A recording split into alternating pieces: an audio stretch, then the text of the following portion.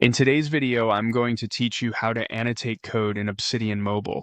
By the end, you'll know exactly how to add a clean, syntax-highlighted code block with a helpful comment, all from your phone or tablet. First, open the Obsidian Mobile app. Once you're in your vault, look to the top left and tap the box icon. This opens the file browser so you can quickly create content without digging through menus. From there, tap New Note.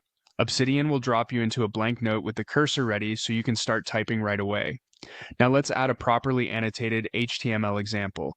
You're going to create a fence code block, tell Obsidian what language it is, add a short inline comment, and then write a simple heading. Type 3 backticks, then immediately type the word HTML. Press return to move to a new line. On this line, type an HTML comment that says main heading like this: less than, exclamation mark, 2 hyphens, space, main heading, space, 2 hyphens, greater than.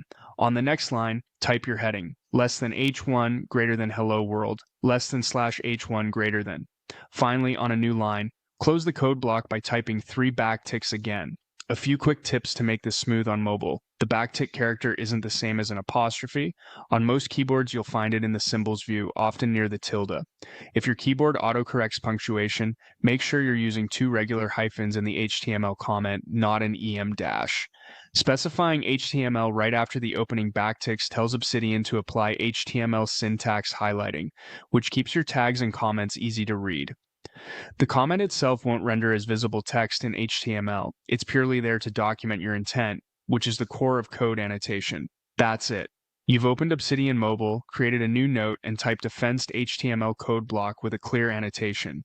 This simple pattern scales to any snippet you want to explain, keeping your mobile notes organized and developer-friendly.